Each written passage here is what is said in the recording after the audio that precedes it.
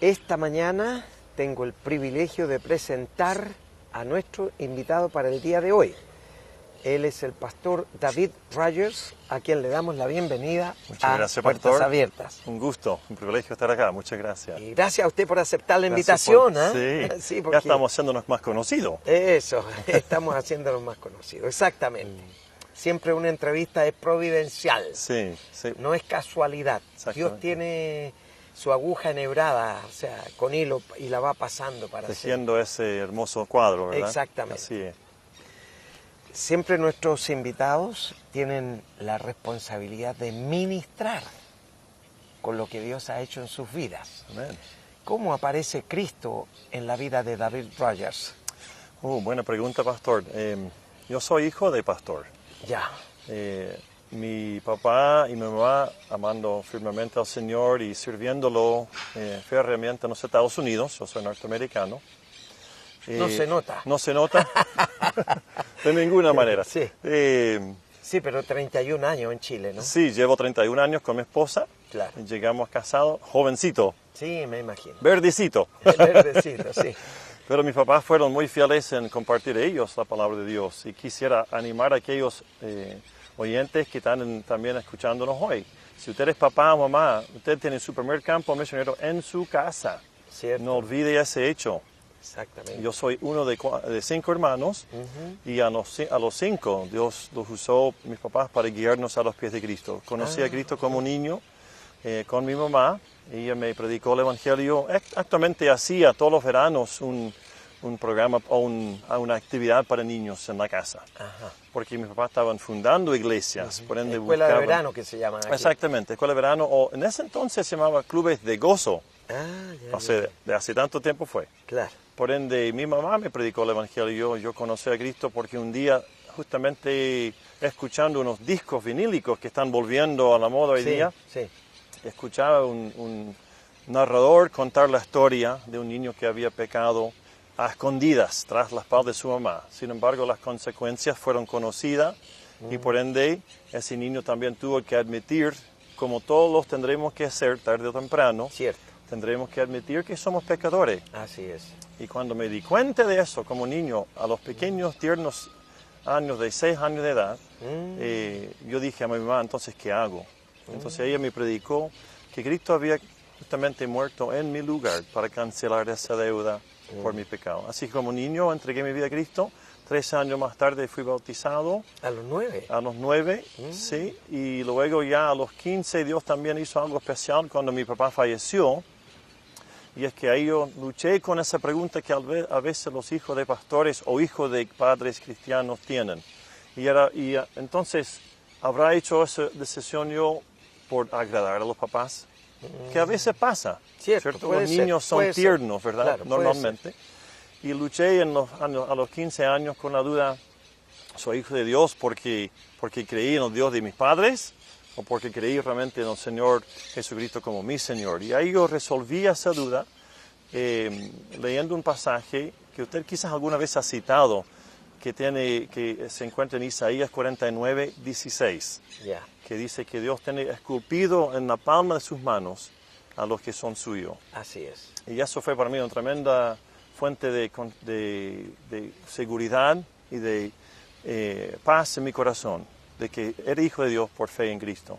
Qué lindo. Así que así fue la historia en esa etapa. Y después de haberle entregado la vida a Cristo, ¿qué fue lo que comenzó a hacer David Rogers?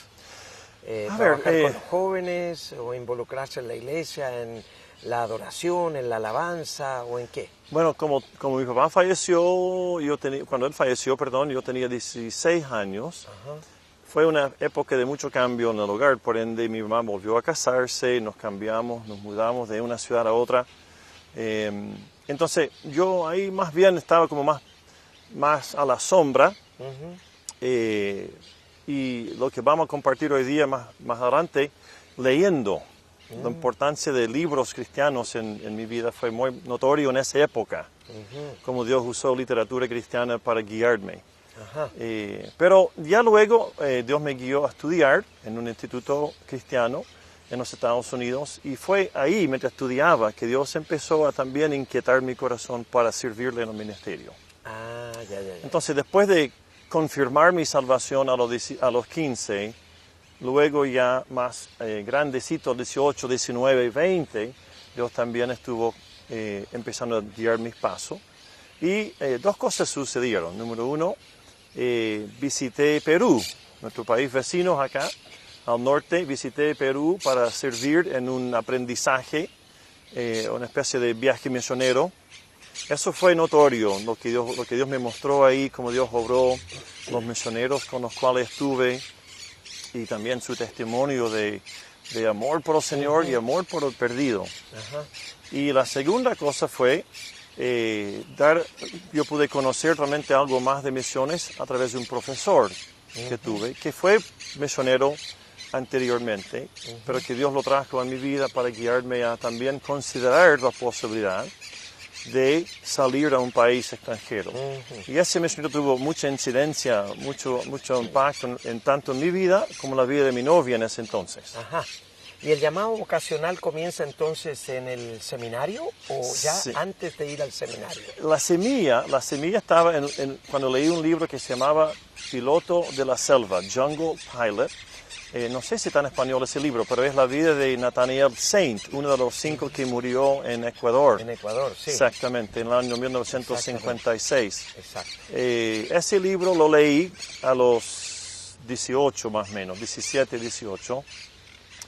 Y es por medio de ese testimonio, cuando el famoso piloto Nathaniel Saint dice que el que entrega todo al Señor no es necio, ¿verdad? Dar lo que no puede guardar por algo que no puede perder, lo cual es el servir al Señor con toda su vida. Eso fue la semilla. De ahí fui a estudiar en el Instituto Bíblico. Dediqué 4 años estudiando ahí. Pero el viaje a Perú que le mencioné fue cuando empecé a realmente mirar seriamente a misiones. Entonces, el llamado vocacional me vino realmente en mi 3er año de estudios para servirle como, yo dije, como siervo del Señor. Todavía estaba inseguro dentro de los Estados Unidos, fuera de los Estados Unidos, de qué manera.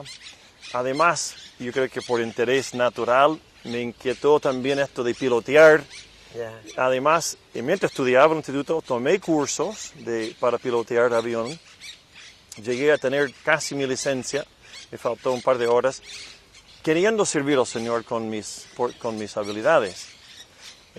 Pero no pude decidir realmente dónde, ni cómo, ni en qué lugar, hasta cuando, volviendo de Perú, me puse a revisar todas las cosas que Dios me enseñó. Y una de las cosas que fue muy notoria fue justamente cómo Dios usa personas según las habilidades que tenga. Cierto. En el lugar que el Señor le pone. Exactamente. El versículo bíblico que Dios usó para sellar ese llamado fue 2 Corintios, capítulo 4, versículo 1, donde nos dice el apóstol Pablo, habiendo recibido un llamado, nos asegura de la misericordia de Dios también para servirlo. Es decir, dice Pablo, no desmayamos, porque nos ha dado no solamente un llamado, pero también la capacidad para servirle. Con el llamado siempre viene la habilidad de hacer lo que Él nos llama a hacer. Sí, los talentos. Así que así fue. Algo interesante, Pastor David. Mencionó a Felipe Sainz que fue a Ecuador. Ahí una tribu indígena mató a 6 personas. Exactamente, ¿cierto? Sí. Bueno, yo entrevisté al indio que mató a ellos. Mire, lo entrevisté en Ámsterdam, Holanda, el año 2000. Mire, qué lindo. Y él pasó a ser el abuelo de los hijos de los que había muerto él. Imagínense, lo recibieron en su casa, lo perdonaron. ¡Qué tremendo! Eso es el amor de Dios. Esa es la gracia y el amor de Dios. Sí. Yo estoy leyendo un libro ahora mismo en inglés, pero está en español, que se llama La Gran Omisión. No sé si escuchas hablar. Está escrito por el hijo de Nathaniel Saint. Se llama Steve, o Steven Saint. Y cuenta esas historias, ¿no? Como el indio que mató a su padre y llegó a ser como abuelo. El abuelo de la... Exactamente. Yo lo entrevisté a él. Qué bonito. Lindo. Hermoso. Qué impactante esa historia. Y se le notaba en su rostro la cara de siervo. Eso es importante. Claro. Qué increíble como Dios obra.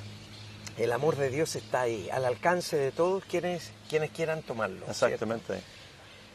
Pastor David, vamos a invitar a nuestros amigos televidentes a escuchar una canción, las enseñanzas de Puntito, y seguimos en esta linda entrevista.